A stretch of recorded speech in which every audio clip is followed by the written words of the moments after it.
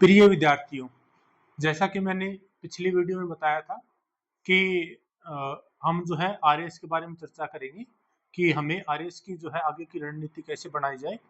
और अभी जैसे पीछे वीडियो में जैसे थोड़ी लाइटनिंग की प्रॉब्लम हो रही थी, तो मैंने उसको थोड़ा सा सॉल्व करने की कोशिश करी है।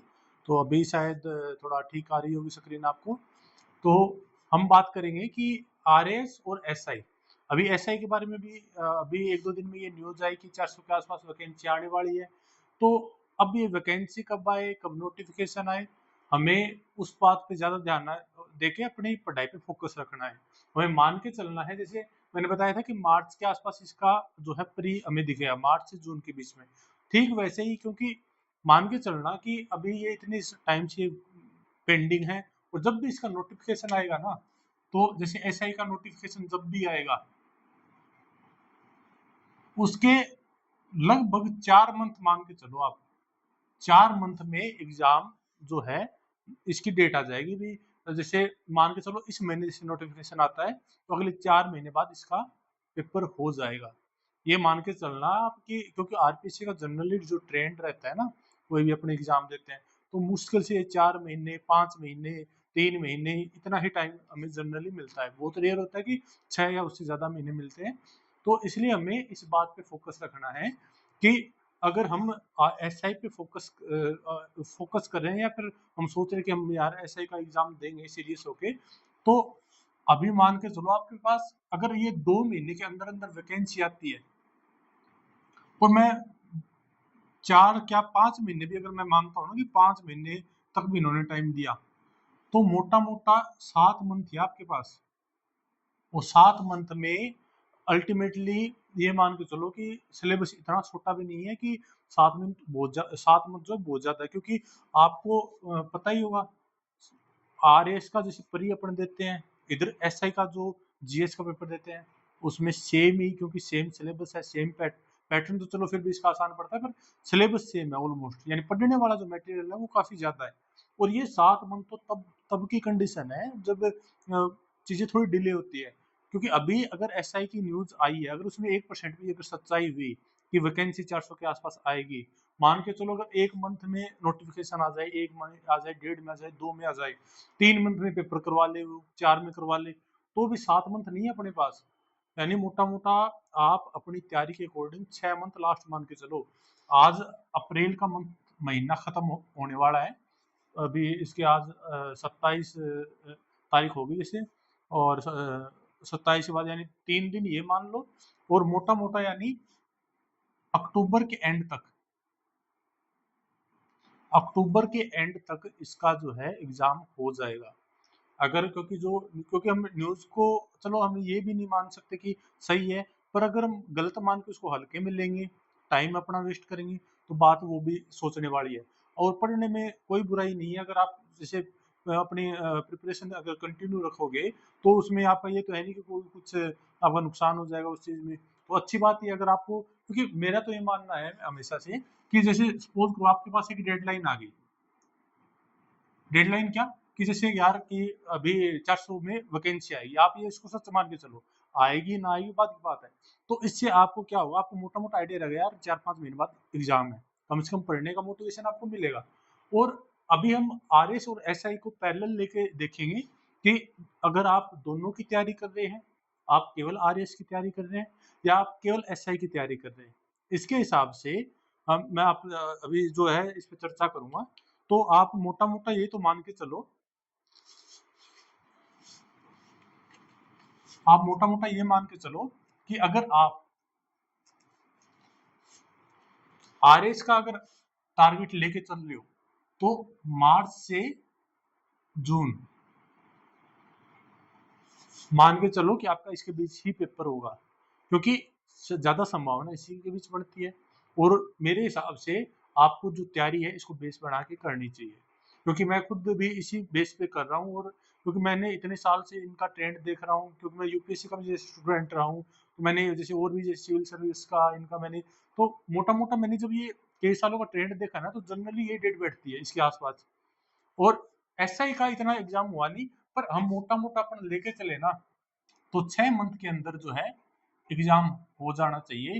यानी एंड ऑफ क्या होगा, अक्टूबर, एंड ऑफ अक्टूबर में एसआई का क्या पता इससे जल्दी हो जाए एग्जाम, ये तो डेट हम एक्सपेक्ट कर रहे हैं कि इसके आसपास हो जाए, क्योंकि डिपेंड करेगा नोटिफिकेशन कब आएगा, कब चीजें वो क्लियर होंगी, तो उस पर डिपेंड करेगा। पर आप जो है मोटा मोटा 5 से, मैं तो ये कहूँगा 6 मंथ भी आप ना मांगे, 5 मंथ के अकॉर्डिंग ही चलो, क्योंकि क्या पता सितंबर में एग्जाम हो जाए एसआई का, तो हम भरोसा तो नहीं कर सकते होने को इस पूरे 2025 में एग्जाम ही ना हो, बात तो वो भी है। तो लेकिन हमें अपना जो टारगेट फिक्स लेके चलना है, आरएस और एसआई। तो पहले तो मैं आपको आरएस का बता देता हूँ क्या सिनेरियो है, फिर मैं आपको एसआई का सिनेरियो बताता हूँ, फिर किन बच्चों को जो है दोनों को साथ लेकर चलना चाहिए और किन को किस पे फोकस करना चाहिए, इसकी मैं थोड़ी आपको डिटेल से बताऊंगा, ताकि आपको चीजें कोई डाउट ना रहे, आपको सारी चीजें क्लियर रहे।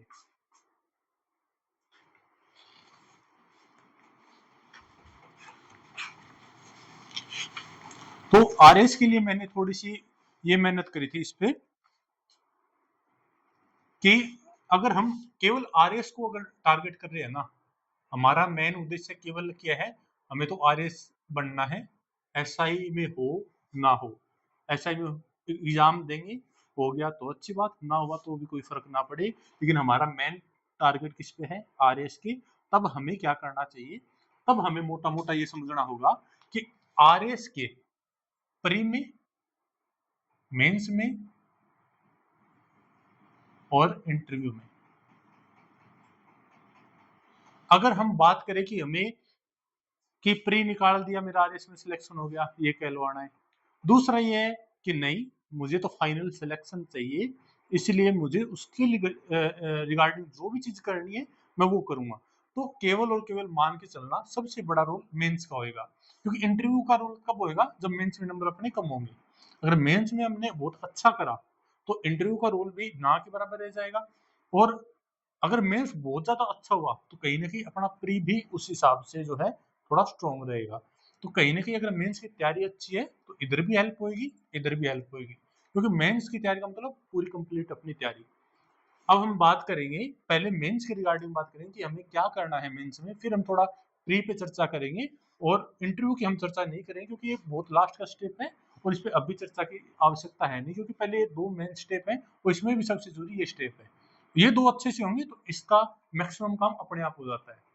तो हम अब बात करते हैं मेंस के बारे में। तो मेंस में हमें पेपर पता होगा, पेपर 1 होता है, पेपर 2 होता है, पेपर 3 होता है और पेपर 4 होता है। ये 4 पिलर है मेंस के अपने।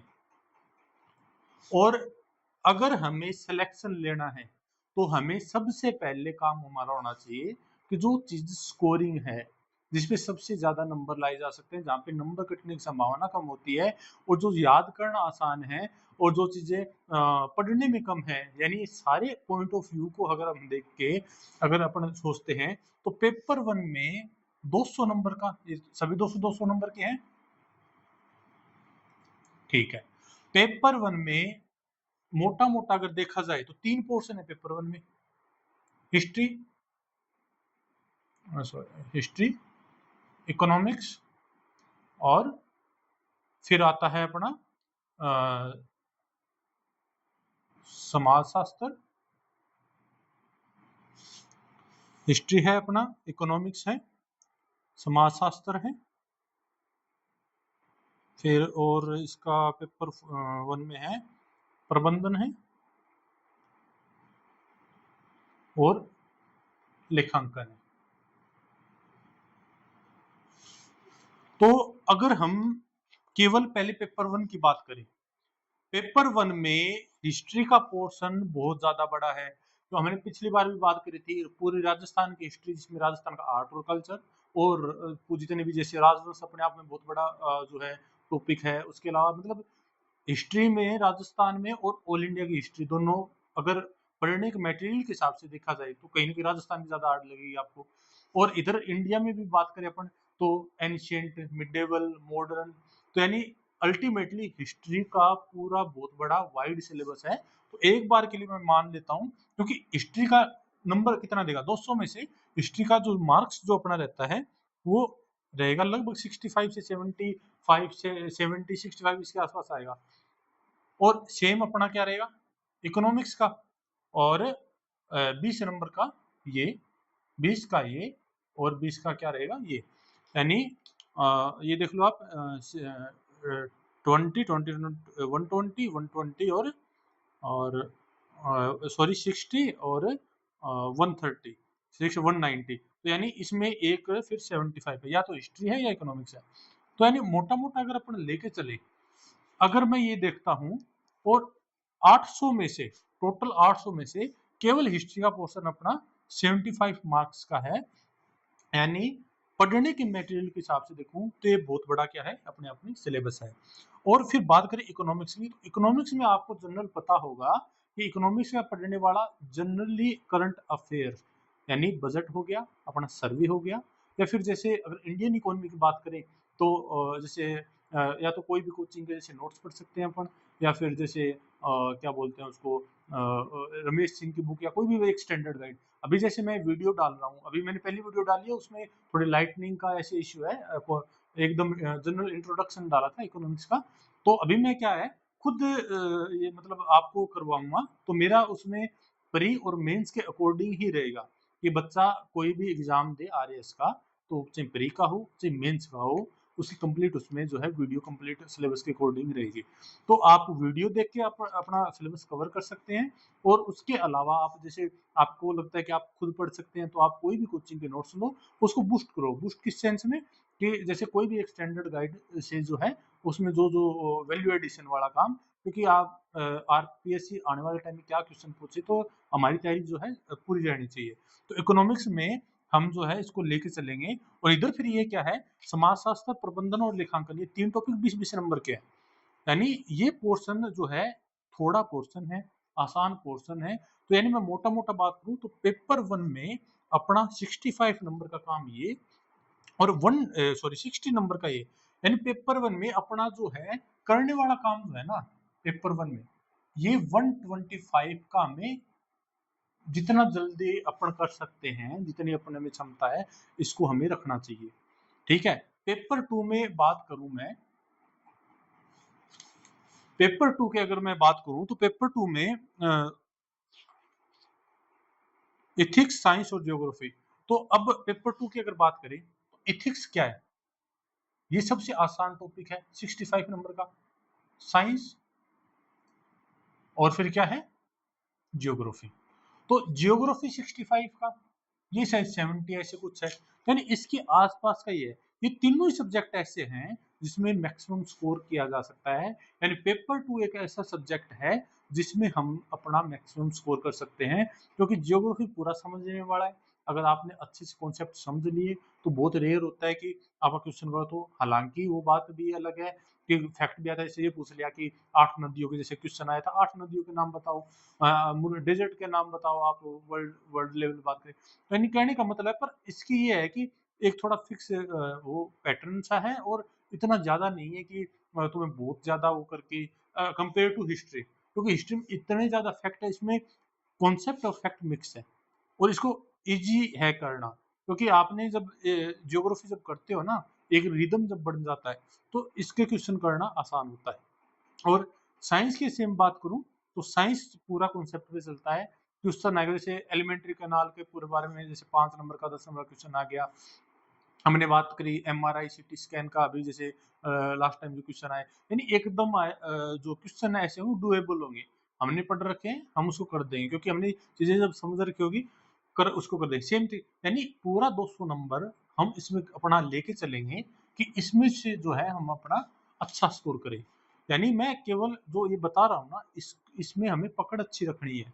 ये 125 नंबर पे पकड़ हमारी अच्छी होनी चाहिए, और ये फिर पेपर 2 में ये 200 नंबर पे पकड़ हमारी अच्छी होनी चाहिए।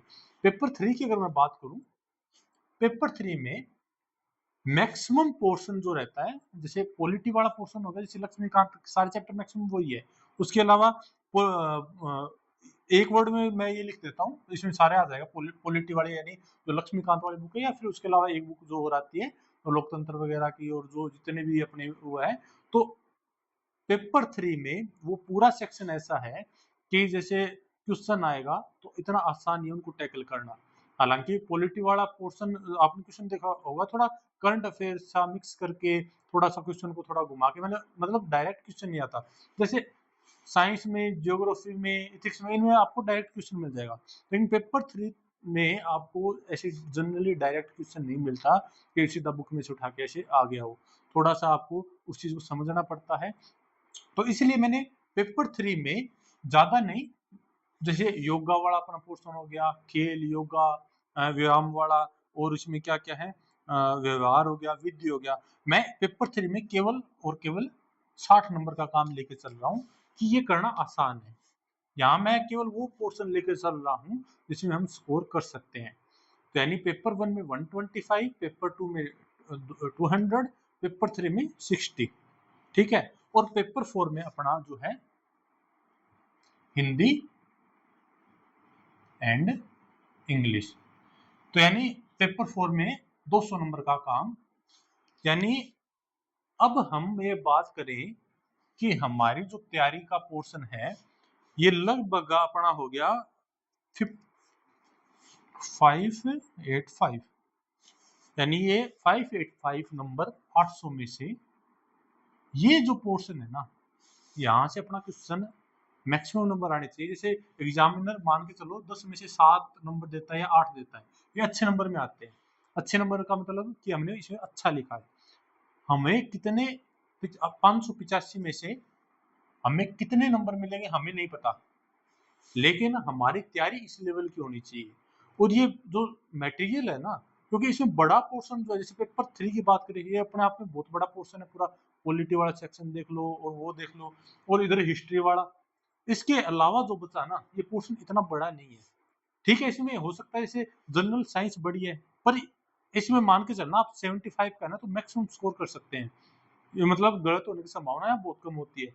जनरल जैसे कंपेयर करें इसके पेपर 3 में जो पॉलिटी वाला सेक्शन है, जिसमें ये जितने भी राजनीतिक टाइप चीजें हैं, तो उसमें आप कितनी भी अच्छी तैयारी कर लेना, उसमें स्कोर करना इतना आसान नहीं होगा। हाँ, हो सकता है किसी का बैकग्राउंड वो रहा हो तो उसके लिए चीजें थोड़ी सी आसान रहेगी, पर इन दोनों को कंपेयर करें तो ये पेपर ये क्वेश्चन करना थोड़ा हार्ड पड़ेगा, और इसका क्वेश्चन भी थोड़ा सा घुमा के आता है। तो इस पे हम जो है लास्ट में बात करेंगे। तो हमें हमें क्या है, इस पहले 585 को टारगेट करना चाहिए।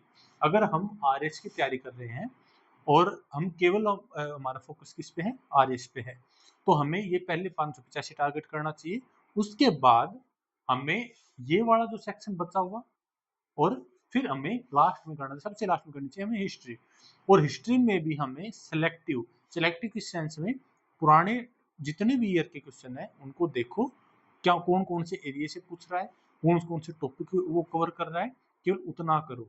क्योंकि पूरी हिस्ट्री को आप करोगे, इतना सारा सिलेबस फिर आप मेंस में लिखने बैठोगे, तो यानी कहने का मतलब है इतनी एनर्जी आप यहाँ लगाओगे, उससे जैसे 75 का मार्क्स मिलेंगे आपको, 75 या जो भी है, अब ये भी पूरे नहीं मिलते, 40-45 इसके आसपास अगर हमने अच्छा लिखा तो मान के चलना इतनी एनर्जी से आप इससे कई गुना, 3 गुना या 4 गुना भी नंबर ला सकते हैं। जैसे इथिक्स अपने आप में बहुत, इसके कंपेयर में इथिक्स देखो आप, 65 की इथिक्स है, हिस्ट्री 75 की है, ये कितना दिन लगेगा इसमें, और इसमें कितना दिन लगेगा। तो आप सिलेबस देखोगे ना, सिलेबस देखो, इनकी बुक्स देखो, तब आपको आइडिया लगेगा कि मैं क्या करने की कोशिश कर रहा हूँ। तो इससे अच्छा है कि आप इसको एवरेज कर लो और पूरा फोकस, मतलब इसमें गलत ना होने दो क्वेश्चन, इसकी इतनी अच्छी तैयारी कर लो कि गलत ना होने दो। मतलब इसको अगर आप 5 बार पढ़ रहे हो तो इसको 3 बार पढ़ के वो 2 बार इसको एक्स्ट्रा दो, और इसका 2 बार जो आप एक्स्ट्रा पढ़ोगे ना, पता नहीं इसके साथ साथ आप 20-20 वाले भी सारे कवर कर लोगे। यानी कहने का मतलब है कि हमारी तैयारी इस तरह की होनी चाहिए कि हमें पहला काम जो है हमारा 585 के अकॉर्डिंग होना चाहिए।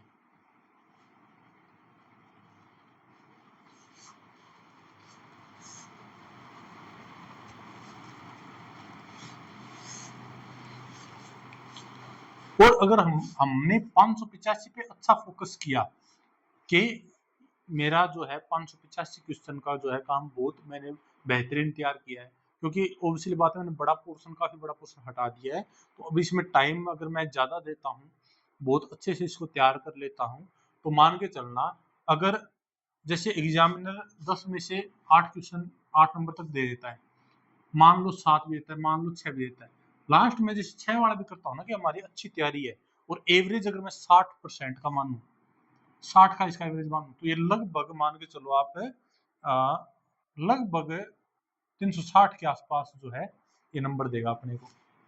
यानी इस हमारी कोशिश रहनी चाहिए कि 360 या इससे ऊपर हो।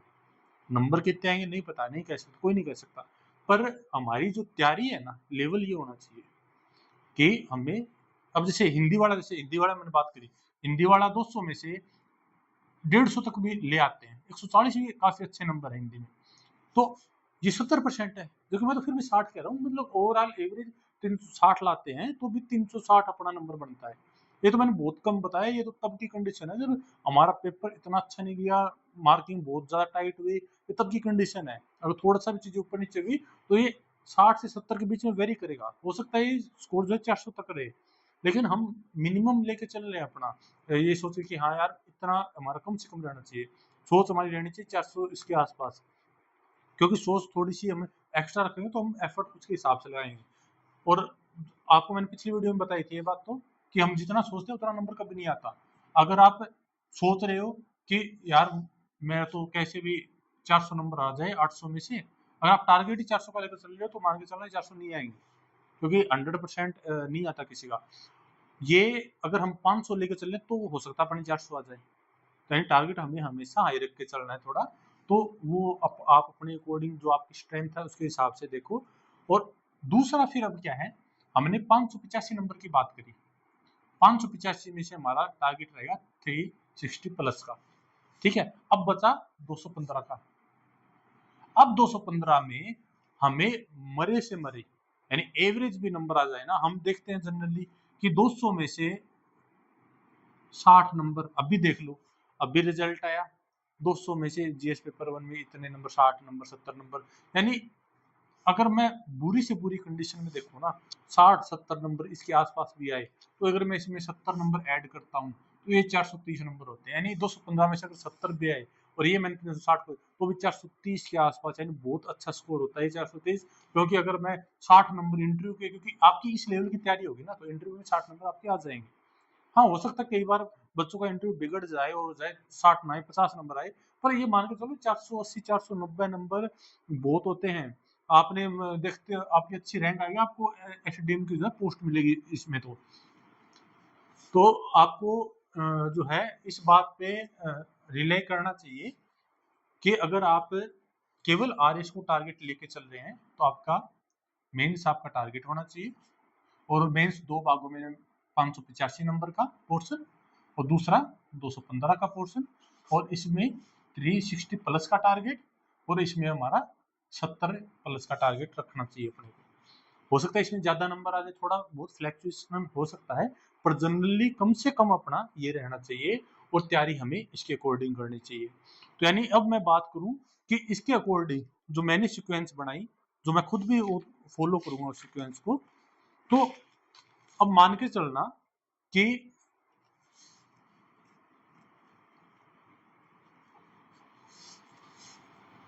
अगर मैं आरएस का प्री प्लस मेंस, यानी ऐसा पोर्शन जो प्री मेंस दोनों में आता है और ऐसा पोर्शन जो केवल मेंस में आता है, अब मैंने इसको दो भागों में डिवाइड करा है, क्योंकि मैं प्री को क्या है साथ साथ अपने आप कवर होता जाएगा, ये नहीं है कि प्री की अलग से हमें तैयारी करनी होती है, प्री और मेंस में। अब जैसे मैंने बात करी थी इकोनॉमिक्स की, अगर मेरे इकोनॉमिक्स तैयार होगी तो ऑब्वियसली बात है कि वो मेंस का भी पोर्शन है, वो प्री का भी पोर्शन है। तो यानी प्री प्लस मेंस, और मेंस में मैं बात करता हूँ जैसे हिंदी, तो यानी मेरा जैसे अभी सीक्वेंस क्या है, पहली कोशिश रहेगी इकोनॉमिक्स और हिंदी को खत्म करना, यानी पहले मैं इनको कवर करूंगा। और मेरी कोशिश रहेगी, जैसे मैं अभी इकोनॉमिक्स की वीडियो डालना भी यूट्यूब पे अभी शुरू किया है, पहली वीडियो मैंने थोड़ी सी जैसे लाइटनिंग की उसमें प्रॉब्लम है तो एकदम जनरल चीज डाली है, अभी उसको क्या है जैसे मॉनेटरी पॉलिसी, बैंकिंग और जितने भी टॉपिक है जो मैंने अपने प्री और मेंस दोनों के हिसाब से तो आगे कवर करवाऊंगा। तो इकोनॉमिक्स और हिंदी, दूसरा अपना जो है जियोग्राफी, और फिर क्या है इंग्लिश, थर्ड क्या है साइंस और इथिक्स।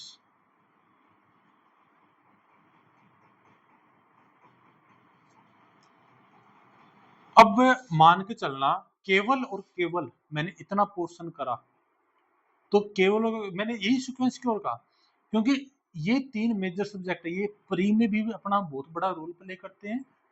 ठीक है, अभी मैं बताऊंगा कितना बड़ा रोल प्ले करते हैं, और ये मेंस में अपना बड़ा रोल प्ले करते हैं, क्योंकि हिंदी अपने आप में 120 नंबर की, इंग्लिश अपने आप में 80 नंबर, और इथिक्स 65 नंबर, यानी ये मेंस में बड़ा रोल प्ले कर रहे हैं। यानी इनको साथ साथ लेके चलना है। जैसे मैं इकोनॉमिक्स कर रहा हूँ, साथ ही मेरा दूसरा सब्जेक्ट क्या है, हिंदी कर रहा हूँ। मतलब ऐसा नहीं कि आप जो है पहले की, हाँ पहले प्री प्री वाला, क्योंकि हमें केवल प्री की तैयारी नहीं करनी। और ये जैसे हिंदी सब्जेक्ट है, तो ये नहीं कि, क्योंकि ये एक लैंग्वेज भी अपने आप में, जितना तुम्हारी जितनी बार अच्छा रिवीजन हिंदी का होगा, इंग्लिश का होगा, उतने ही ज्यादा अच्छे नंबर आएंगे। जितनी ज्यादा चीजें अपन बार बार पढ़ी जाएंगी इसकी, तो इसलिए जरूरी है कि ये पहले कवर हो अपना, और ताकि रिवीजन मोड में जितना जल्दी हो सके ये आज के इसमें हम मैक्सिमम स्कोर करें। ये 265 नंबर का पोर्शन है, और ये 265 में हमें मैक्सिमम स्कोर करना है। इसके लिए बार बार इसको जितना करें, 360 में सबसे बड़ा रोल प्ले करेगा, ये सबसे बड़ा रोल। और इधर अगर हम बात करें, तो ये लगभग हो गया 65 और 70, ये लगभग ये हो गया 200, यानी 465 मेंस का काम है ये, 465 का। और आप देख लो 3 ही पोर्शन है ये, जैसे एक स्लॉट ये लेके चलो, दूसरा स्लॉट ये लेके चलो, तीसरा स्लॉट ये लेके चलो। ये जितना जल्दी आप खत्म कर सकते हैं, आप चाहे बिगिनर हो, चाहे आप जो है मेंस दे चुके हैं, आप तैयारी कर चुके हैं, अगर आप इस तरह से अगर ये चीज़ों करते हैं, तो आप सबसे पहले इन 465 पे बहुत जबरदस्त कमांड आपकी होनी चाहिए कि हाँ इनका चाहे कल ही मेंस ले लो। ठीक है, तो इसमें अब मैं बात करता हूँ आगे। फिर फोर्थ पे अपना 3 तो है, फोर्थ पे जो पॉलिटी हमने साइड में रखी थी, फोर्थ में फिर पॉलिटी और सारे क्या है, जो छोटे छोटे सब्जेक्ट है ना 20-20 नंबर के, उसको हम कर सकते हैं। तो 20-20 नंबर के कई सारे सब्जेक्ट हैं, उनको कर सकते हैं साथ साथ। और आपको आप इसको अगर ये चाहे कि पॉलिटी बाद में करें, तो छोटे सब्जेक्ट को पहले आप, क्योंकि मैं तो स्लॉट के हिसाब से जो है बताया भी, इकोनॉमिक्स हिंदी कर लो, जियोग्राफी इंग्लिश कर लो, साइंस और एथिक्स कर लो, पॉलिटिक्स साथ वो छोटे वाले जो 20-20 नंबर के 120 नंबर का जो पोर्शन था वो यहाँ कर लो। ठीक है, और पॉलिटी जो है इसके बाद, और सबसे लास्ट में फिर क्या है, अपना हिस्ट्री बचेगा। तो सीक्वेंस कहीं ना कहीं इसी हिसाब से आपको रखनी है।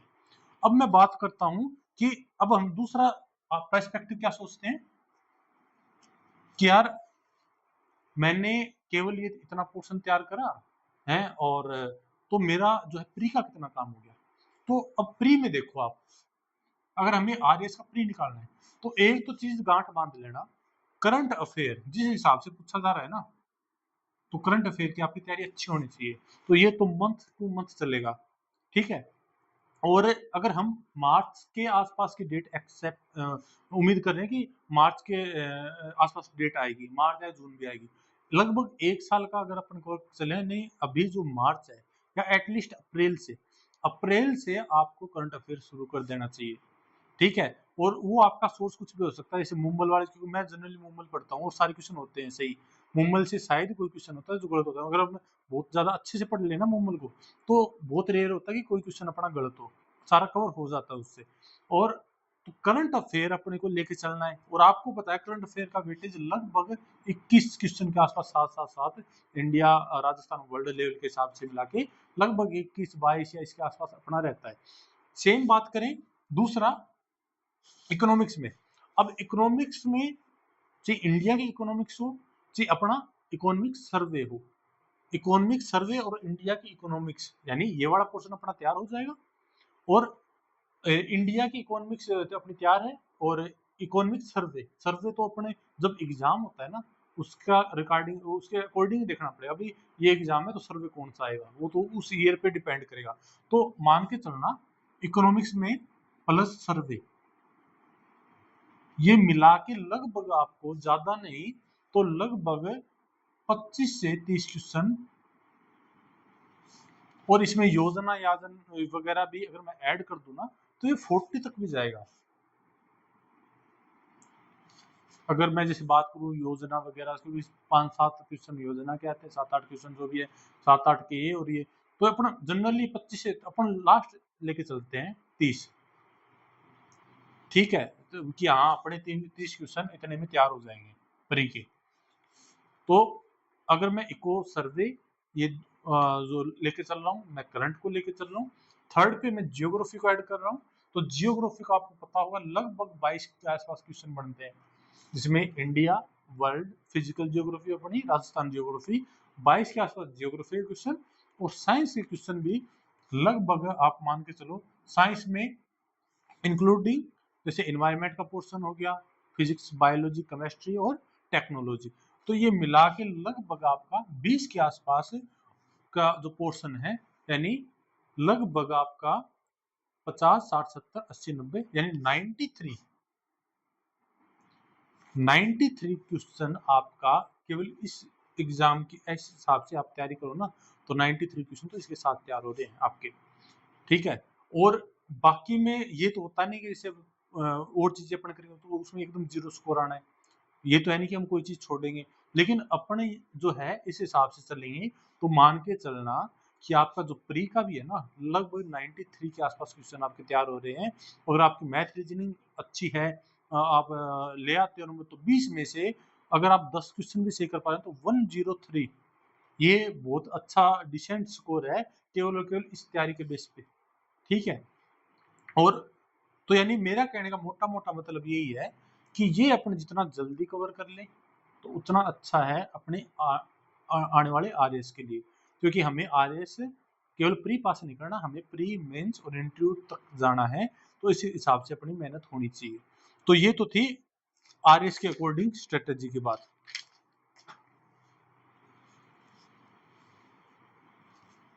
अब थोड़ी सी अपन बात कर लेते हैं एसआई की, कि एसआई का क्या सिनेरियो है।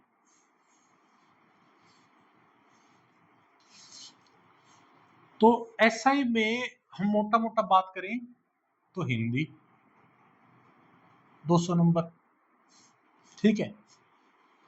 और हिंदी अगर मैं बंदा केवल आरएस की तैयारी कर रहा हूँ, ठीक है, और एसआई की जो है सपोज करो मैं पेपर दे रहा हूँ, तो आपको मैंने सबसे पहले पोर्शन क्या बताया था यहाँ पे, इकोनॉमिक्स और उसके साथ हिंदी, आप इससे शुरुआत करें।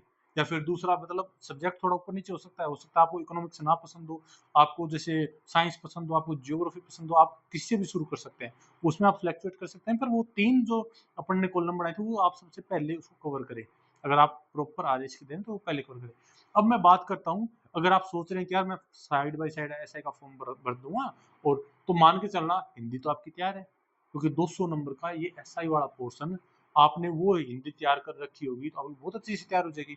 लेकिन अभी मैं उसको लिंक करके बाद में बताऊंगा, पहले मैं केवल एसआई, अब आप आरएस को भूल जाओ, आप केवल और केवल एसआई पे फोकस कर रहे हो, तो आपका सबसे पहला काम होना चाहिए जो 9 टू 12th वाली जो जो बुक है ना, जो अपने राजस्थान बोर्ड वाली जो बुक है, क्या नाम है इसका, हिंदी व्याकरण वाली, रचना प्रबोध ऐसे कुछ नाम है उसका, तो वो वाली बुक जिसमें 9 टू 12th वाली बुक है, लगभग वो पतली सी बुक है, और आप मान के चलना लगभग 150 नंबर का पोर्शन है ना वो कवर कर देगी। यानी अगर आप उस बुक को कर लो और एमसीक्यूज प्रैक्टिस कर लो, एमसीक्यूज प्रैक्टिस, राजस्थान में इतने हिंदी के एग्जाम होते हैं, प्रीवियस आए हुए सारे क्वेश्चन निकाल लो, या फिर एक घटना चक्र आता है यूपी में जो यूपीएससी का एग्जाम होता है, और भी जहाँ पे हिंदी का आता है, तो वो काफी अच्छा आता है, वो मैंने मतलब उसको देखा, उसकी उस क्वेश्चन को मैंने सोल्व किया उस घटना चक्र को, तो उसमें काफी ज्यादा मतलब रिलेवेंसी है उसकी, तो आप वो भी आप वो कर सकते हैं। तो ये मान के चलना 200 में से 150 तो आपके इजीली बनेंगे, यानी बहुत कम टाइम में, अगर आप केवल ऐसे पे फोकस कर रहे हो, आप हिंदी को टारगेट कर रहे हो, अगर 9 से 12 वाले कर लो और आप क्वेश्चन प्रैक्टिस कर लो, तो ये 150 से लेकर 170 तक आप ये बीच में वेरी करेगा, और आपको लगता है आपके पास पूरा टाइम पड़ा है, आपने इस चीज को अच्छे से कर लिया, बहुत अच्छे से कर लिया, क्योंकि आप सभी चीजों पे अगर हाथ मारने की कोशिश करो ना, आप सभी पीछे रह जाओगे। आप पहला कोशिश रहना चाहिए कि यार कम से कम मैं ये 150 170 ये टारगेट तो करूं, 170 से 190 पहुंचने वाला काम बाद का है। फिर अपन अपन क्या है, जो राजीव ये क्या नाम है उस बुक का जो चलती है, ब्लू और ऑरेंज मिक्स कलर का जो आता है, नाम भूल गया उस बुक का, तो वो वाली बुक जो है आप उसको प्रेफर कर सकते हैं। तो मैं आपको बुक दिखाई देता हूँ, आपको क्लियर रही चीजें।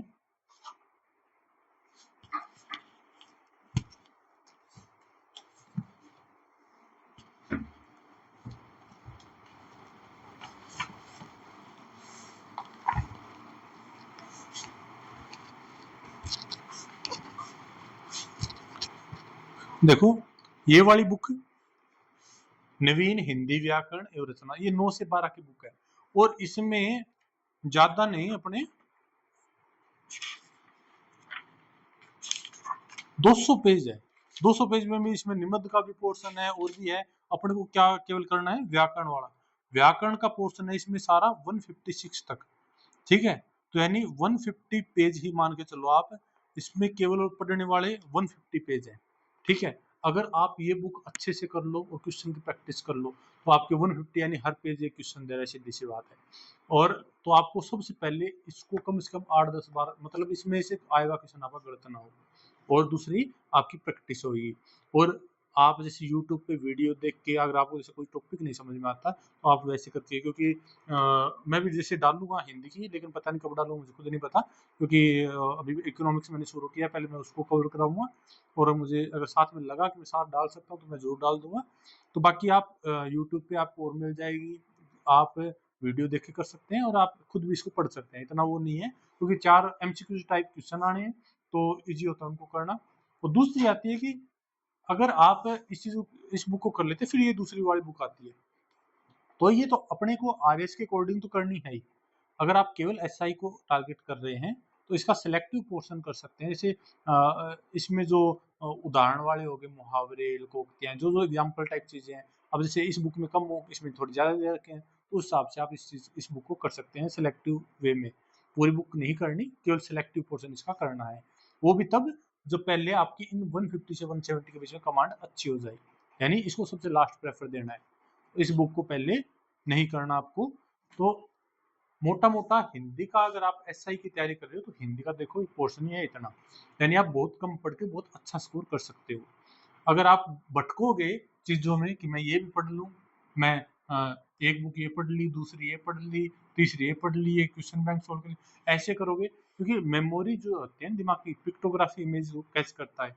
अपनी एक बार पिक्चर बनी, फिर हमने दूसरी जगह उसको दिखा, फिर तीसरी जगह उसको दिखा, तो ऐसे करके फिर एग्जाम में ये होता है ना कि कोई क्वेश्चन देखे हैं कि यार ये क्वेश्चन देखा हुआ लग रहा है, ये वहां से था पर ये याद नहीं आ रहा क्या था, वो जो होती है वो क्लियरिटी आपको लाने के लिए इस बुक को, जो 9 से 12 वाली है, इसको बार बार पढ़ना होगा, ताकि देखते ही वहां पे स्ट्राइक करे दिमाग कि यार ये तो वहां पे उस पेज पे, अब वो पेज भी दिख जाएगा, उस पेज में ये 3 लाइन छोड़ के चौथी लाइन पे लिखा हुआ है, पर उसके लिए आपको 7-8 बार इसको रीडिंग देनी पड़ेगी अच्छी वाली।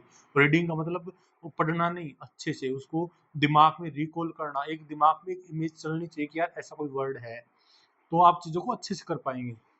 तो हिंदी के लिए अपने को ज्यादा दिमाग नहीं लगाना, पहला काम अपना ये होना चाहिए।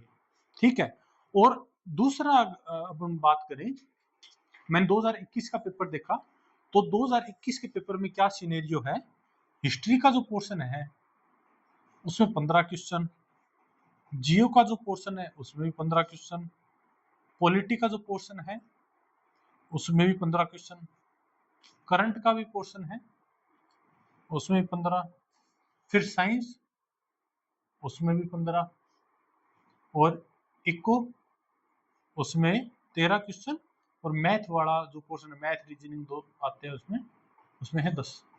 मैंने मोटा मोटा एस्टिमेट लिया। हाँ, इसमें हो सकता है जैसे पॉलिटी के कई सारे क्वेश्चन ऐसे हैं जो करंट के हैं, मतलब अपने जैसे अब देख रहे हैं ना करंट और, हाँ करंट के जैसे 15 क्वेश्चन है, अब इसमें 2 क्वेश्चन तो ऐसे थे जो साइंस के थे, लेकिन वो करंट के पूछे हुए थे कि 2021 में ये वैक्सीन, तो वैक्सीन पे क्वेश्चन आ गया, तो बोलने को साइंस का भी बोल सकते हैं, लेकिन वो मैंने उसको करंट में काउंट किया, जो हाल फिलहाल की घटना के हिसाब से था, चाहे वो किसी का भी पोर्शन हो, चाहे वो पॉलिटी का हो, चाहे साइंस का हो, मैंने उसको काउंट करंट में किया। और इस हिसाब से इस पोर्शन में 2021 का अपना एसआई का पेपर पूछा गया है। तो मैंने हिंदी में यहाँ पे अगर बात करूं 150 से 170 का टारगेट कर लिया। अब यहाँ पे अपने को करना है कि यार मैं इजी स्कोर कहाँ कर सकता हूँ, तो अगर आप मैथ वगैरह रीजनिंग वगैरह कर सकते हैं तो ये तो होते हैं फ्री के नंबर, क्योंकि मेरे तो इसमें पूरे नंबर आते हैं, इसलिए मुझे सबसे आसान पोर्शन ये लगता है। तो अगर आपको बिल्कुल ही मैथ रीजनिंग नहीं आती तो कम से कम रीजनिंग वाला पोर्शन आप जरूर कर ले। ठीक है, तो क्योंकि आधे क्वेश्चन शायद रीजनिंग के आते हैं, तो रीजनिंग वाले डुएबल होते हैं, हम चीजों को समझे कर सकते हैं। मैथ के फिर भी थोड़ा सा हो सकता है प्रैक्टिस ज्यादा आपको लगे। अब हम बात करते हैं दूसरा कि करंट अफेयर, ये आपको मान के चलो हमने डेडलाइन लेके चले कि 6 मंथ बाद एग्जाम होगा। अगर आप नोटिफिकेशन का वेट करोगे, एग्जाम सर पे आ जाएगा, फिर आप तैयारी करोगे, फिर आप करंट अफेयर को लगोगे, फिर आपके करंट अफेयर में इतने अच्छे नंबर नहीं आएंगे, क्योंकि मान के चलो आपको लगभग 12 महीने का आप कवर करो, तो 12 महीने का कवर आज से आप करोगे ना, तो 6 मंथ तक आते आते आप 12 महीने का, यानी हर महीने में 2 महीने का आपको कवर करना पड़ेगा, तब जाके एवरेज आएगी। तो आप काउंट कर लो 6 मंथ के अकॉर्डिंग। तो आप ज्यादा नहीं तो कम से कम इसी मंथ से आप शुरू कर दो, ताकि फिर बाद में लास्ट में क्या है, एकदम पीछे का जो बचा हुआ होगा ना, जितना रिक्वायरमेंट होगी उस हिसाब से हो जाएगा। लेकिन हाल फिलहाल में आप जो है मार्च या अप्रैल जो भी आपको अवेलेबल हो वो आप शुरू कर दो। मूमल वाली ले आओ, मूमल वाली शायद जनवरी फरवरी का जो करंट है वो आ रखा है, आप जनवरी फरवरी से शुरू कर सकते हो आप, अगर आप ऐसे को टारगेट कर रहे हो तो। ठीक है, तो करंट अफेयर यहाँ पे। दूसरा आपका इकोनॉमिक्स। इकोनॉमिक्स में सबसे आसान होता है इसको करना, क्योंकि इको सर्वे, बजट ये अपन पढ़ते हैं, और दूसरा फिर इकोनॉमिक कॉन्सेप्ट, यानी ये पोर्शन और ये पोर्शन। यहाँ पे ये 15 नंबर का क्वेश्चन, ये 13, क्योंकि ये क्वेश्चन ऐसा है जैसे करंट का है, आपने पढ़ लिया, मान के चलना एग्जाम में क्वेश्चन आया, अगर आपने देख रखा है सही से, आपकी मेमोरी है कि हाँ मैंने इसको बार बार पढ़ा था, रिकॉल करा था, मुझे अच्छे से याद होगा, तो मान के चलना ये क्वेश्चन आपका गलत नहीं होगा, क्योंकि करंट क्वेश्चन या तो गलत ही है या एकदम सही है। वो वाला सीन नहीं होता कि यार सही है कि गलत है, वहां पे एकदम अच्छी चीजें क्लियर हो जाती है कि, क्योंकि वो जैसे अपन ज्योग्राफी पढ़ते हैं, ज्योग्राफी में जैसे कॉन्सेप्ट का क्वेश्चन आ गया तो वहां पे अनक्लियरिटी आ गई, इस प्रकार से करंट में वो सीन नहीं रहता, या तो सही है या गलत है। जैसे मैथ में होता है ना कि अपना 4 में से आंसर आ गया तो सही, आंसर नहीं आ रहा तो हो सकता है वो गलत हो, तो वो वाला सीन है। तो यहाँ हम इजी स्कोर कर सकते हैं इन दो में। अब बचा अपना थर्ड पोर्शन, हिस्ट्री। हिस्ट्री को देखें तो हिस्ट्री अपना बहुत बड़ा सिलेबस है, तो इसमें मैं अभी बात नहीं करूंगा। साइंस, अगर आप साइंस बैकग्राउंड के, तब तो आपके लिए बहुत आसान रहेगा ये वाला पोर्शन करना। दूसरा, आपका साइंस बैकग्राउंड नहीं है तो आपको जनरल साइंस जो है अपने, जैसे 9th 10th के एनसीईआरटी तक का जो सिलेबस है, आपको वो इसके सिलेबस के अकॉर्डिंग जरूर करना चाहिए, क्योंकि आसान है ये। क्योंकि ये क्वेश्चन जैसे आपने साइंस एक बार समझ ली तो वहां पे क्वेश्चन गलत होने की संभावना बहुत कम हो जाती है, तो आप इसको इसको जो है शुरू कर सकते हैं साइंस को। अगर आप एसआई को टारगेट कर रहे हैं तो आप इसको स्ट्रॉन्ग बना सकते हैं अपना।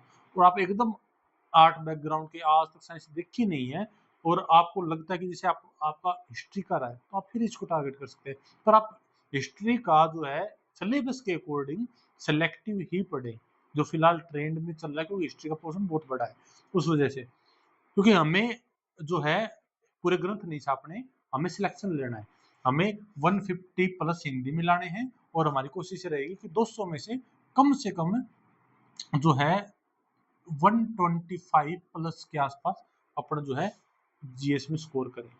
ठीक है, 125 प्लस के आसपास, यानी 275 बहुत अच्छा स्कोर है। 275 280 ये जो है अच्छा।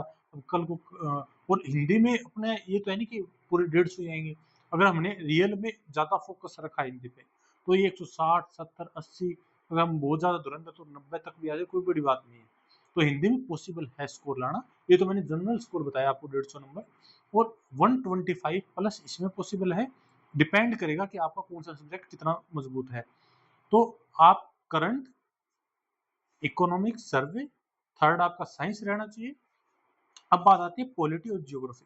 पॉलिटी के मैंने क्वेश्चन देखे तो इतने डेप्थ में नहीं पूछता, जैसे अपने आरएस में आते हैं उतना डेप्थ यहाँ पे एकदम बेसिक क्वेश्चन आते हैं। हाँ, हो सकता है कुछ क्वेश्चन में दिक्कत आए, पर एकदम ऐसे तो हिस्ट्री के भी एकदम क्वेश्चन बेसिक आते हैं, लेकिन हिस्ट्री का पोर्शन बहुत बड़ा है, ये यहाँ पे ये चैलेंज है। पर आप जैसे सेलेक्ट, जैसे मॉडर्न इंडिया है अपना, मॉडर्न इंडिया में एक ही बुक आप पढ़ सकते हैं, जैसे 12th क्लास की जो बुक है अपने मॉडर्न इंडिया वाली, केवल उतना कर लो। मॉडर्न इंडिया क्वेश्चन हो गया, यानी सेलेक्टिव जो बुक है, जो जैसे आर्ट और कल्चर का सेलेक्टिव पोर्शन कर लिया, तो आपको 15 में से आपको जरूरी थोड़ी है कि आप 15 ही टारगेट करो, आप 8 9 क्वेश्चन का काम कर लो। बाकी जो 6 क्वेश्चन पूरा वाइड पढ़ना पड़ रहा है, 6 क्वेश्चन के लिए 8 क्वेश्चन थोड़ा सा पढ़ के आ रहा है, वो आपको थोड़ा उस चीज में देखना पड़ेगा। ज्योग्राफी यही सेम अपने राजस्थान की हो गई, इंडिया लेवल की हो गई, इंडिया में भी जैसे फिजिकल इंडिया और इंडियन ज्योग्राफी भी, और फिर वर्ल्ड ज्योग्राफी, तो ये भी अपने आप में पोर्शन बड़ा है। तो यानी आपको generally current, economic survey, science, फिर आपको इन तीनों में, आप अगर केवल एसआई को टारगेट कर रहे हो, अगर आप आरएस को टारगेट नहीं कर रहे हो, केवल एसआई को, तो आप पॉलिटी को कर सकते हैं, क्योंकि पॉलिटी का पोर्शन उतना इनके कंपेयर में, क्योंकि सिलेबस ज्योग्राफी का भी बहुत बड़ा सिलेबस होता है अपने आप में, पर पहले आप पॉलिटी इनके बजाय करो, क्योंकि वहां पे पॉलिटी पहले नहीं करने का रीजन क्योंकि आपको मेंस को ध्यान में रखना था, और मेंस में पॉलिटी का क्वेश्चन इतना भारी क्वेश्चन आता है थोड़ा सा उसकी लैंग्वेज के हिसाब से, इसलिए वहां पे वो हमने उसको लास्ट में रखा था। लेकिन यहाँ पे आएंगे 4 ऑप्शन के साथ, इसलिए इसको करना आसान होएगा उनके कंपेयर में। तो आप ये हायरार्की इस हिसाब से रख सकते हो, बाकी डिपेंड करेगा कि आपका सब्जेक्ट क्या है। मैंने मोटा मोटा आपको ये आइडिया दे दिया कि हिस्ट्री पढ़ोगे तो लगभग 15 के आसपास, ज्योग्राफी पढ़ोगे तो इतना, पॉलिटी पढ़ोगे तो 15, ये इतना, पहले ये इसके आसपास रहेगी। मान के चलना, अभी इसमें आपको एक चीज समझ में आ रही होगी, आरपीएससी ने पूरा पेपर बैलेंस करने की कोशिश की है, 15 15 15 15 15 13 10, यानी पूरा पेपर कहीं ना कहीं बैलेंस रहा है। तो ये तो मान के चलना आगे वाला पेपर ये तो नहीं होगा कि हिस्ट्री में 30 क्वेश्चन पूछ लिए बाकी में 5 पूछे, होने को हो सकता है, पर इन जनरल के हिसाब से देखिए, क्योंकि अभी जैसे आरएस का भी पेपर हुआ, उसमें भी पूरा पेपर बैलेंस आया था, ये नहीं कि कोई एक पोर्शन बहुत ज्यादा पूछ लिया हो, पूरा पेपर वो भी बैलेंस था। और उम्मीद यही है कि ये भी पहले पेपर जो है बैलेंस आएगा, तो बैलेंस के मतलब हिसाब से आप इसी को टारगेट लेकर चले कि लगभग इतने क्वेश्चन इसमें से आएंगे, इतने आएंगे।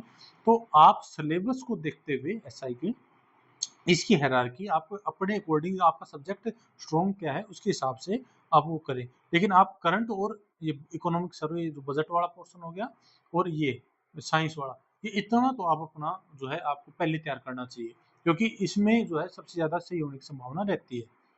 और फिर इनमें से आप अपने हिसाब से आपका क्या सब्जेक्ट है, आपको किस में पढ़ने में ज़्यादा इंटरेस्ट लगता है, आपके लिए इजी क्या है पढ़ना, उसके हिसाब से आप कर सकते हैं।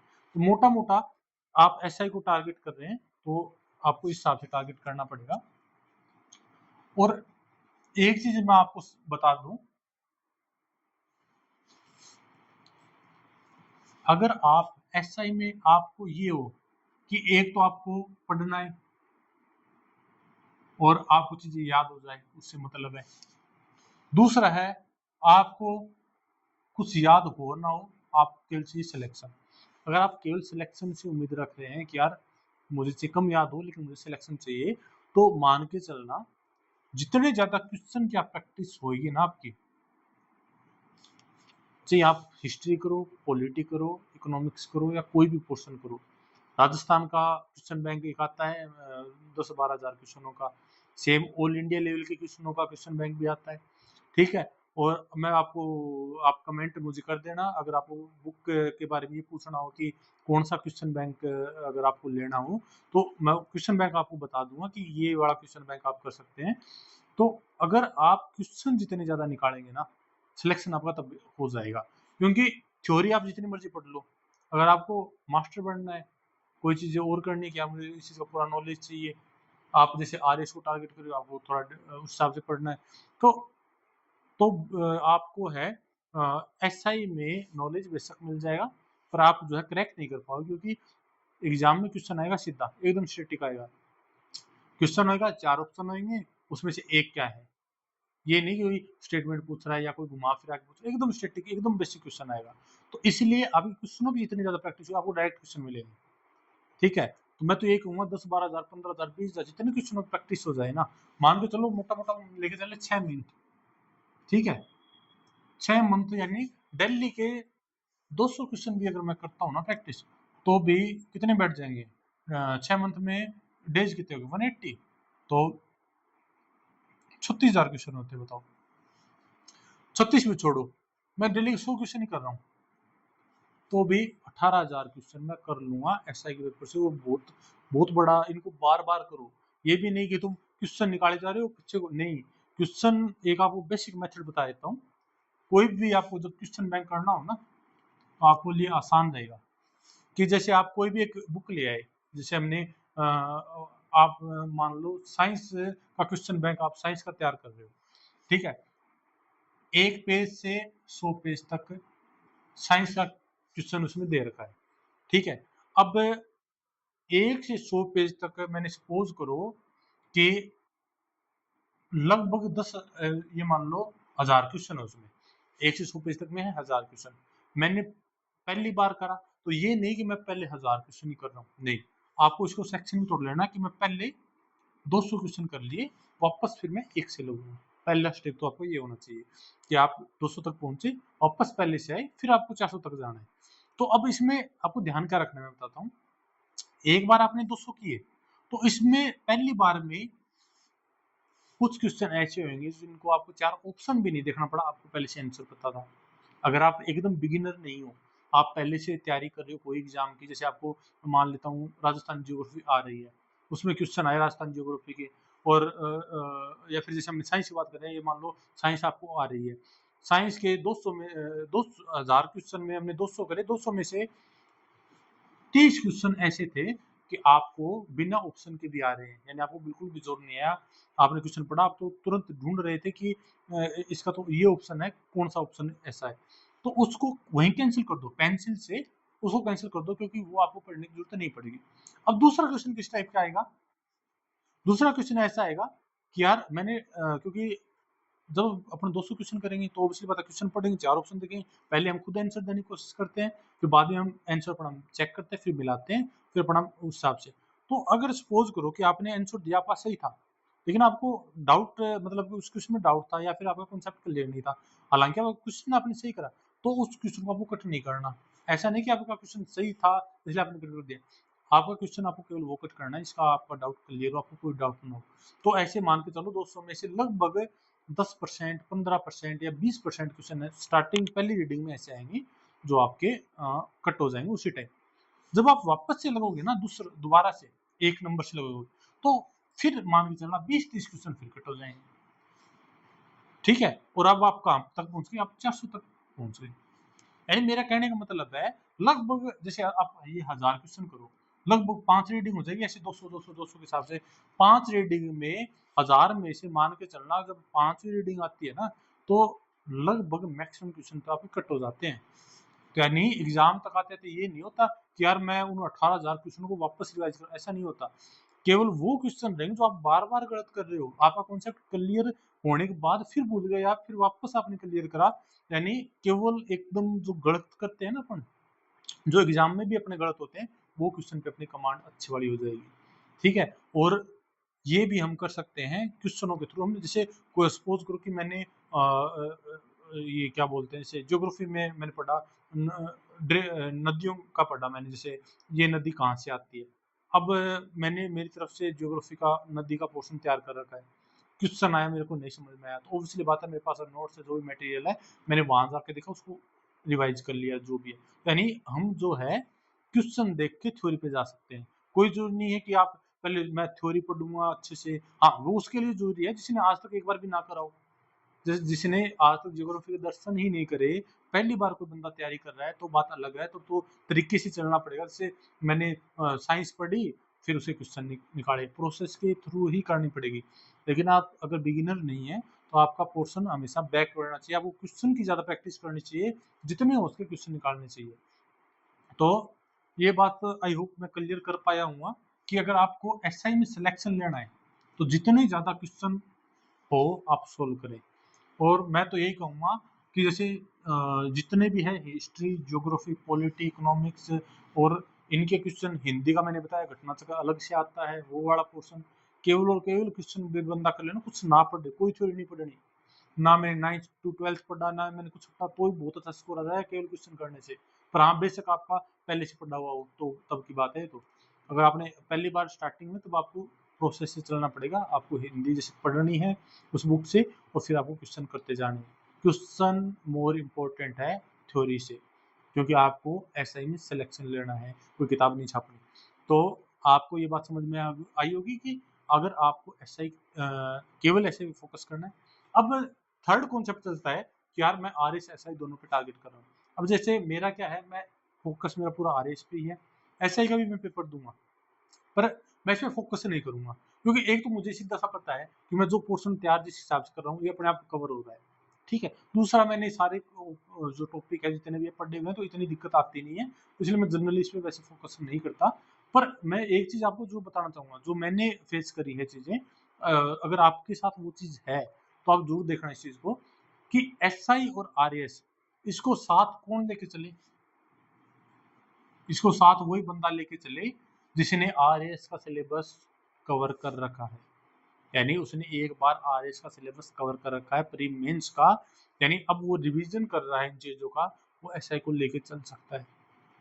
अब मैं इसका रीजन मैंने पिछली वीडियो में बताया था, लेकिन अब अगर आपने पिछली वीडियो नहीं देखी है तो मैं अभी बता देता हूँ इन शॉर्ट में, कि अगर अपन एसआई और आरएस को साथ लेके चल रहे हैं, मैंने मान लिया कि एंड ऑफ अक्टूबर में एसआई का होएगा, और मैं सोचते चल रहा हूँ मुझे आर एस एस आई दोनों देना है, उसमें मेरी पहली प्रेफरेंस आर एस है कि मुझे आर एस बनना है।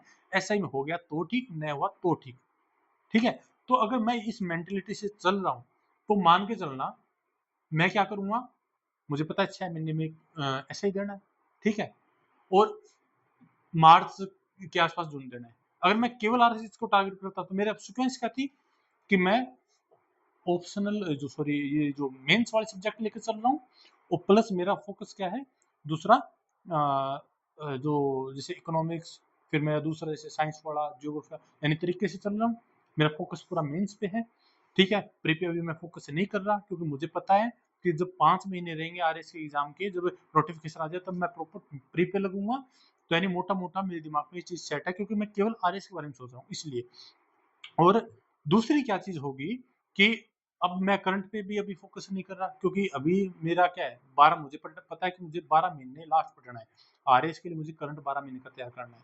तो अभी मैं मार्च तक भी ना करूं, अप्रैल से अगर मैं करंट शुरू करूंगा तो ऑब्वियसली बात है कि मार्च के एंड तक होता है ना 12 महीने का पूरा पूरा तैयार हो रहा है, तो यानी ऑब्वियसली बात है कि मैं जनवरी फरवरी और मार्च का मैं करंट अफेयर नहीं करूंगा अगर मैं आर एस का लिए प्रिपेयर कर रहा हूँ।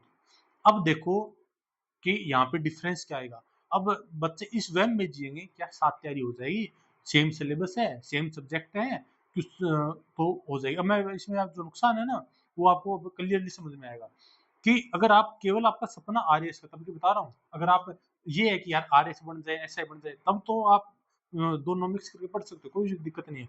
अगर आपका सपना आर एस है तो वो इफेक्ट कैसे होगा, मैं केवल वो बताने की कोशिश कर रहा हूँ आपको, कि मैं लग गया अकॉर्डिंग टू आर एस के सिलेबस, एस आई मुझे देना है तो मैं उस हिसाब से पढ़ रहा हूँ। तो मैं आर एस के हिसाब से एस आई का पढ़ूंगा कैसे, जैसे ये मेन जो सब्जेक्ट है 6 सब्जेक्ट मेन हो गए, ठीक है। तो मैं क्या करूँ पहले ये कवर करूंगा, क्योंकि मुझे पता है इनका आर एस में भी आना है और इनका एस आई में भी आना है, तो मैं पहले 6 कवर करूंगा और ये हिंदी कवर करूंगा, यानी मेरा आर एस का भी तैयार हो रहा है, हमारा ये माइंड सेट है, ठीक है। अब बात आते हैं, मैं एस आई का दूंगा, सपोज करो मैंने साइंस तैयार किया, पहली बात मैं इसको पढ़ूंगा प्री के हिसाब से, क्योंकि मुझे सीधा पता है कि 4 ऑप्शन आएंगे, प्रैक्टिस में भी मेरी प्री की करूंगा, मैं 6 मंथ क्या करूंगा प्री पे फोकस रखूंगा, बार बार मैंने 8-10 हजार 20 हजार जो भी क्वेश्चन मुझे निकालने उनकी प्रैक्टिस करूंगा, सारा, यानी पूरा फोकस प्री के हिसाब से होगा, पढ़ भी उस हिसाब से रहा हूँ, मुझे पता है 4 ऑप्शन आएंगे, उस हिसाब से मैं तैयारी करूंगा। तो यहाँ पे मेंस का रोल क्या है, बेशक मैंने साइंस करी, इसमें भी साइंस है, पर मेंस पे मेरा कोई ध्यान नहीं होगा, यहाँ पे मेरा पूरा फोकस होगा कि मुझे प्री निकालना है। तो यानी अल्टीमेटली ये चीज हम कब करते हैं, जब आर एस का प्री में 4 महीने रहते हैं लास्ट के, या 5 महीने रहते हैं, तब भी करते हैं ना ये चीज। यानी अल्टीमेटली मैं क्या कर रहा हूँ, मैं आर एस की प्री की तैयारी कर रहा हूँ, एस आई की सेम सिलेबस के अकॉर्डिंग तैयारी करना, यानी मैं एस आई की तैयारी कर रहा हूँ, तो मैं अल्टीमेटली क्या है, एस आई का प्री, ये मान लो आर एस का प्री एग्जाम ही तो है वैसे देखा जाए तो अल्टीमेटली मैंने ये 6 महीने आर एस प्री की तैयारी करी, करी कि नहीं करी। अब दूसरी बात, ये जो सब्जेक्ट हैं जितने भी छोटे छोटे, इनका वेटेज मैंने बात करी थी, सबसे ज्यादा वेटेज किसका था, 120 नंबर छोटे छोटे जो सब्जेक्ट थे उनका था, एथिक्स का था 65 नंबर का, हिंदी और इंग्लिश का था 200 नंबर का, यानी सबसे बड़ा जो वेटेज था ना, जो केवल मेंस का पोर्शन है उनका था। और अब बात करें दूसरे, यानी मैंने 585 की बात करी थी, 585 में अगर मैं बात करूं, 120 नंबर तो छोटे छोटे उनका था, 200 नंबर जो है हिंदी और इंग्लिश वाले के पोर्शन का था, और 65 अपना इथिक्स का था, और यही था मोटा मोटा, लगभग मान के चलो 385, 800, यानी लगभग 50% पोर्शन है ना, केवल और केवल मेंस का अलग है, उसके साथ मुझे कॉम्प्रोमाइज करना पड़ेगा, ठीक है। कॉम्प्रोमाइज क्योंकि अगर आप ये सोच रहे हो ना कि मुझे ये तैयारी करके इसके साथ कोई कॉम्प्रोमाइज नहीं करना, तो आपकी ये बहुत बड़ी गलतफहमी है। अब मैं बताऊं फिर क्या करेंगे, तो मैं क्या करूंगा, हाँ भाई मैं सोच रहा हूँ मैं दोनों को साथ लेकर चल रहा हूँ, क्योंकि मैं फर्स्ट टाइम पढ़ रहा हूँ, मैंने आज तक वैसे पढ़ा नहीं है, मतलब सारी चीजें कवर नहीं करी अच्छे से, मैंने आरएस का पूरा सिलेबस अच्छे से कवर एक बार भी नहीं करा। अब दोनों एग्जाम आ रखे हैं, मैं साथ लेके चलूंगा तो मैं क्या करूंगा, ये करूंगा सारे प्री के हिसाब से मैंने तैयार कर लिए। 6 महीने यानी अक्टूबर आ गया, अब बात करूँ यहाँ पे आ गया अक्टूबर, एंड हो गया। तो ये तो अक्टूबर की डेट एक्सपेक्टेड है, हो सकता है ये नवंबर में जाए, हो सकता है सितंबर भी हो जाए, हो सकता है दिसंबर, तो जो भी डेट हो अक्टूबर एंड में लेके चल रहा हूँ इसके आसपास का। अक्टूबर एंड तक मैंने क्या करा, ये 6 सब्जेक्ट तैयार करे, वो भी किस लेवल के, प्री लेवल के। ठीक है, अगर मुझे उस पर 10 नंबर का क्वेश्चन लिखना पड़ जाए, जोर आएगा, सीधी सी बात आएगा जो, तो हम खुद को कितना सेटिस्फाई कर ले, पर वो वाली बात नहीं होगी जो अपन केवल मेंस के अकॉर्डिंग पर्सपेक्टिव से चीजें देखेंगे। तो एक तो ये चीज होगी। अब दूसरा, अब हम बात करें यार हिंदी, हिंदी का ये क्या है, व्याकरण का क्वेश्चन है, ये अपना यहाँ पे 50 नंबर का ही है। आरएस के अकॉर्डिंग हिंदी व्याकरण का वेटेज कितना, 50 नंबर का ही है। तो यहाँ पे भी 50 नंबर का ही काम तैयार होगा, और यहाँ पे भी जो बचा हुआ लगभग मान के चलो ये 300 से 400 नंबर का यहाँ पे उसमें भी अपना पूरा कंप्लीट तैयार नहीं हुआ। क्योंकि एक चीज और बताता हूँ, एक तो यहाँ पे मैं करंट क्या एक्स्ट्रा पढ़ूंगा, जैन से मार्च पढ़ूंगा कि नहीं पढ़ूंगा। दूसरी चीज, मैं सर्वे और बजट पढ़ूंगा। अगर मैं ऐसा ही ना दे रहा होता तो मैं सर्वे बजट यहाँ पढ़ता क्या, मैं नहीं पढ़ता, क्योंकि मुझे पता है जब नेक्स्ट ईयर एग्जाम होना है तो अगला जो सर्वे बजट आएगा संभावना वो में नए वाला पढ़ना पड़ेगा, पुराने वाले की संभावना कम है। क्योंकि पुराने वाले की संभावना कब है, जब वो बजट सर्वे है उससे पहले अगर आरपीएससी वाला सिस्टम बैठ जाए कि अपना एग्जाम हो जाए, तो तब की संभावना है। अब हमें यही पता ही नहीं है कि हम सर्वे बजट कौन सा पढ़ेंगे, तो यानी यहाँ पे मैं ये एक्स्ट्रा चीज करूंगा। यानी ये इस करने का मतलब क्या है, इसके साथ कॉम्प्रोमाइज। पहला कॉम्प्रोमाइज मेरा कि मैंने मेंस के सब्जेक्ट छोड़े, और मेरे अक्टूबर एंड तक मेंस का तैयार नहीं है।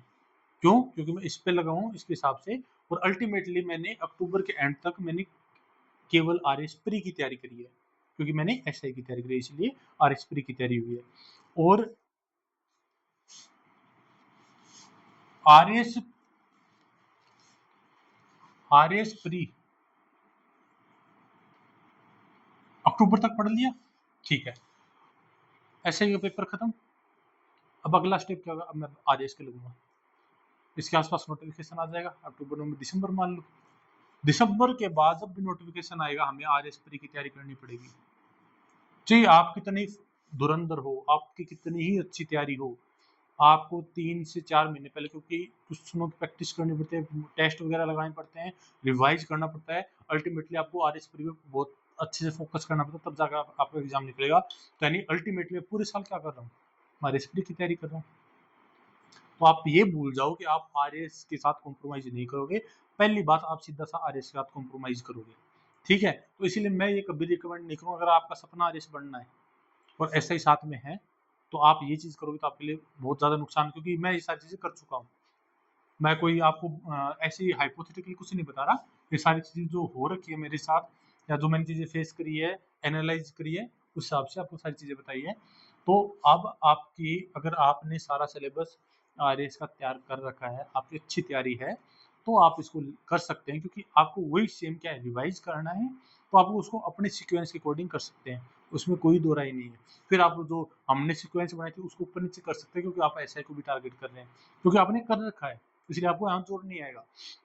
अगर आप एकदम फ्रेशर है, क्योंकि कोचिंगों में ये हवा बनी रहती है, एसआई की भी करो, ये करो, ये दो।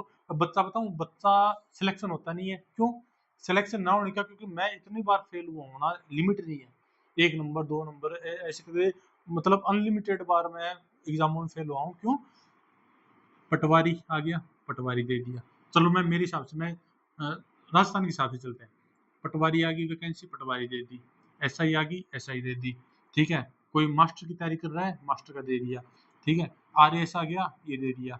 यानी कहने का मतलब है, वैकेंसी आई, भरते ही उसके हिसाब से पेपर देते रहे। जबकि अच्छी बात तब होती है अपनी, चाहे कोई भी एग्जाम दो, पहले जो हमारा टारगेट है ना, उसका सिलेबस हमें अच्छे से कवर करना चाहिए। एक बार अच्छे से उसका सिलेबस है, 5-7 बार रिवीजन के बाद अपना कवर होना चाहिए। उसके बाद तुमसे 5 फॉर्म भरने में दिक्कत नहीं है, फॉर्म तुम से सारे भरो, फॉर्म भरने में दिक्कत नहीं है, पर जो फोकस रहता है ना, फोकस डेडिकेशन अपना जो रहता है, वो एक एग्जाम पे ही रहना चाहिए। मतलब मैं आरएस की तैयारी कर रहा हूँ, एसआई की वैकेंसी आई, मैं पढ़ रहा हूँ, एसआई का फॉर्म भरूंगा, दे दूंगा। इसमें ज्यादा से ज्यादा इतना होता है कि यार चलो एक दो सब्जेक्ट की बात होती है ना, इंसान एडजस्ट कर लेता है। यहाँ पूरा सिनेरियो ही चेंज हो रहा है, क्योंकि ये पूरा मेंस अपने आप में अलग है, यहाँ पे पूरा सिनेरियो ही अलग है। तो इसलिए एसआई की तैयारी और आरएस की तैयारी उस बच्चे के लिए सही है जिसने आरएस का सिलेबस अच्छे से कवर कर रखा है, अब वो एसआई को टारगेट कर सकता है। लेकिन जो बच्चा केवल एसआई के अकॉर्डिंग चल रहा है, आरएस का सपना दिख रहा है, तो भाई वो इधर से भी रहेगा और इधर से भी रहेगा, क्योंकि वही बात है, दिमाग दोनों साइड वो दो नाव में सवार होने वाली बात हो जाएगी। ठीक है, तो इसीलिए आप या तो पूरा फोकस इस पे करें या फिर अपना पूरा फोकस आरएस पे करें, तो आपके लिए यही सही रहेगा। और एग्जाम की डेट मान के चलो, क्योंकि इस पे क्योंकि मैंने तो जनरली देखो यही देखा है न्यूज़पेपर में कि पहले कोई सुफराट होती है कि यार वैकेंसी आने वाली है, ठीक है, और एकदम से अभी लास्ट अभी आरएस वाली देख लो, अभी आरएस वाली सेम एक दो महीने पहले जिक्र चला कि 2 महीने बाद क्या है आरएस की वैकेंसी आएगी, ऐसी अफवाह शुरू में ही लगा था कि यार पता नहीं किसी ने अफवाह उड़ाई, लेकिन आ गई 2 महीने बाद। ठीक है, फिर 5 महीने की वो तो किस्मत ये थी कि 5 महीने का उन्होंने टाइम दे दिया। मैं तो चलो वर्किंग था, इस वजह से मेरा नहीं तैयारी कर पाया उतनी अच्छी, पर मान के चलना अभी जैसे सुरफुराट हुई है कि यार वैकेंसी आने वाली है, हो सकता है वो डिले हुई, पर अगर आ गई तो क्या करेंगे, सोचने वाली बात है। तो हमें अपनी तरफ से कमी नहीं रखनी चाहिए, हमें जो है 6 मंथ का टारगेट लेके, 6 या 5 मैं तो कहूँ 5 से लेके चलो, 5 मंथ के टारगेट ये लेकर अपना स्टडी प्लान बनाना चाहिए। आरएच का मैंने आपको मोटा मोटा बता दिया इस सीक्वेंस से। अगर आपको बुक वगैरह की जानकारी लेनी तो आप मुझे कमेंट कर देना, मैं बुक वाले पे भी वीडियो बना दूंगा भी, अगर आप आरएच को टारगेट कर रहे हैं तो आरएच के लिए क्या ठीक है। बाकी आरएसएसआई में बुक का तो सेम ही रहना है पोर्शन भैया, इसमें ये नहीं कि इसमें अलग बुक है इसमें अलग बुक है, ज्योग्राफी की इसमें भी वो करो इसमें भी वो करो, अकॉर्डिंग टू सिलेबस। देख लो अपने ये सिलेबस में ये टॉपिक है और ये इस बुक में कवर करा के बात खत्म, तो उसके अकॉर्डिंग अपने को चीज़ें करनी है। तो बाकी आप कोई भी आपको डाउट हो, कोई भी हो तो आप कमेंट में पूछ सकते हैं। और बाकी मैं कोशिश तो मेरी यही रहेगी कि मैं जो सब्जेक्ट खुद तैयार करूँ वही मैं वीडियो अपलोड कर दूँ, तो आपको सारी चीज़ें यूट्यूब पे जो है मिलती रहेंगी। धन्यवाद।